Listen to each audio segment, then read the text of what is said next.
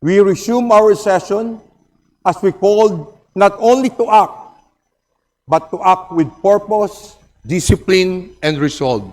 Kaya't kasama natin si Majority Floor Leader Sandro Marcos. Gusto ko rin pong idiin na wala po kaming ibang hangarin kundi makapaglingkod at gawin ang aming mga responsibilidad.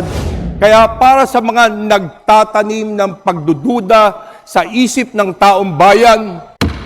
Sessions resume. Majority Floor Leader. Ladies and gentlemen, the Speaker of the House, Faustino Bojidi, will now address the body.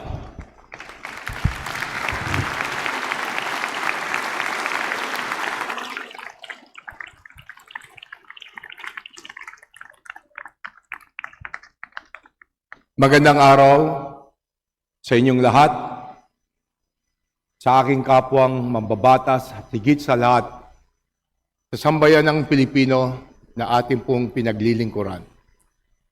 Sa araw na ito, hindi lamang natin muling binubuksan ang sesyon ng Kongreso. Sinasalubong natin ang panibagong yugto ng ating sama-samang paglalakbay bilang isang bansa. Hindi ito simpleng pagpapatuloy ng ating tungkulin. Ito ay pagpapatibay ng ating tunay na layunin at paninindigan. Dito sa ating institusyon, nagsumikap po tayong ipagpatuloy ang ating gawain. Our committees continued to function with focus and discipline, ensuring the governance remains steady, responsive, and accountable. Bago pa man mag-session break, mayroon na tayong 62 House bills na naisalang sa ikalawang pagbasa na direktang tumutugon sa pangangailangan ng ating mga kababayan. Kabila dito ang ilan sa mga mahalagang panukala na magpapabuti sa ating bayan. Ngayong linggong ito, tatalakayin natin ang National Land Use Act upang magkaroon tayo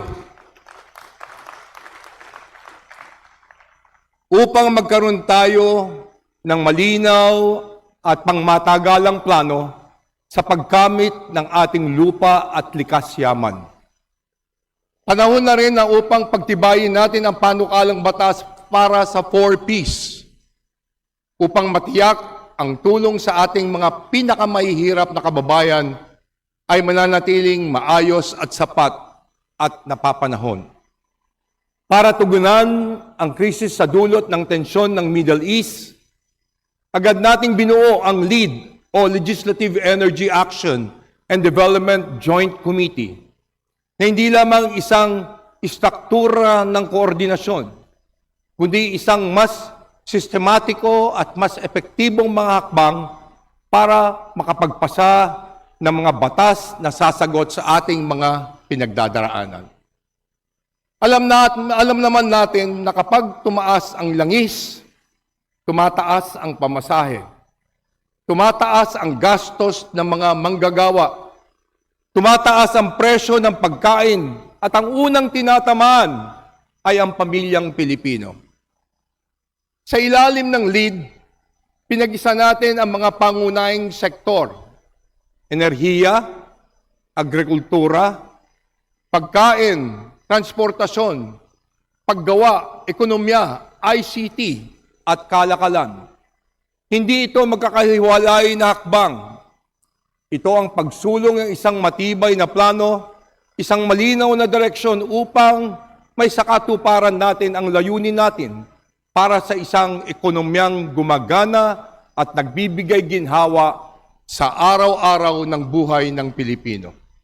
Ito ang serbisyong kailangan natin ngayon, hindi panandalian, kundi pangmatagalan.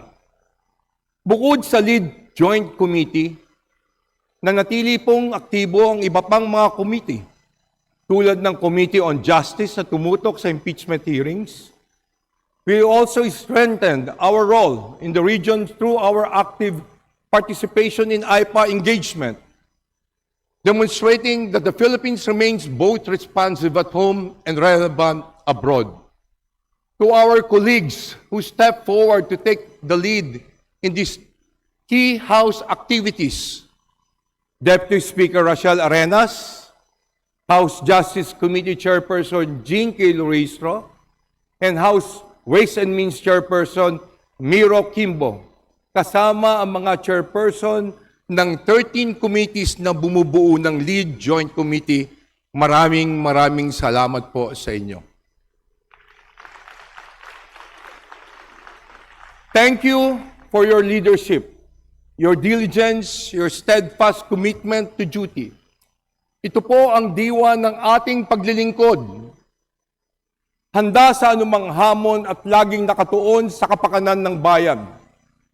Kaya para sa mga nagtatanim ng pagdududa sa isip ng taong bayan, nakikiusap po kami na itigil nyo na ang pagpakakalat ng fake news dahil hindi ito nakakatulong sa pagresolba sa mga problema ng ating bayan. Gusto ko rin pong idiin na wala po kaming ibang hangarin kundi makapaglingkod at gawin ang aming mga responsibilidad dito sa Kamara. Gagawin namin ang aming mandato at tungkulin ng makatarungan na tapat sapagkat naniniwala kaming walang anumang katumbas ang prinsipyo at dangal. Sa bawat desisyon, iisa lang ang aming gabay, ang aming pananagutan sa inyo at sa buong bayan. Our oath to uphold the welfare of our people and to ensure transparency and accountability in government. We resume our session as we called not only to act, but to act with purpose, discipline, and resolve. Kaya't kasama natin si Majority Floor Leader Sandro Marcos na isinusulong natin ang Kalinga Act of 2026, ang komprehensibong alalay sa livelihood, inflation, negosyo at good assistance bilang bahagi ng mas malawak na hangarin na palakasin ang kakayahan ng bawat Pilipino.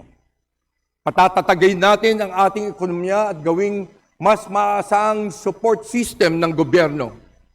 Kasabay nito, patuloy nating patitibayin ang ating mga hakbang tungo sa energy security sapagkat ang isang bansa ay kailangan na may klarong plano at matibay na pundasyon. At mga kasama, kung tunay nating nais palakasin ang tiwala ng taong bayan sa ating institusyon, ipasa natin ang anti-political dynasty. Tututukan natin ang mga ito dahil narito tayo hindi lamang upang pangalagaan ang kasalukuyan. Narito po tayo upang maging handa para sa kinabukasan. Let us continue to work with President Ferdinand R. Marcos Jr.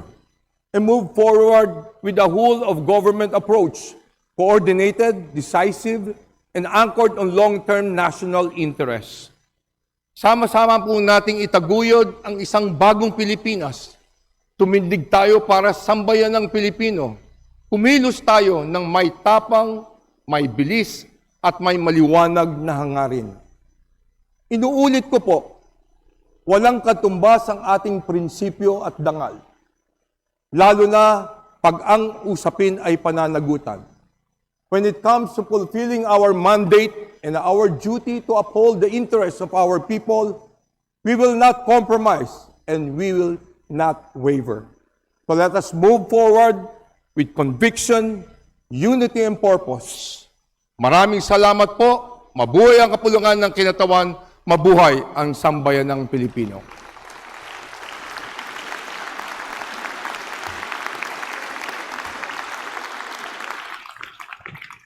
Majority Floor Leader. Mr. Speaker, I move to suspend session for a few minutes. Session suspended.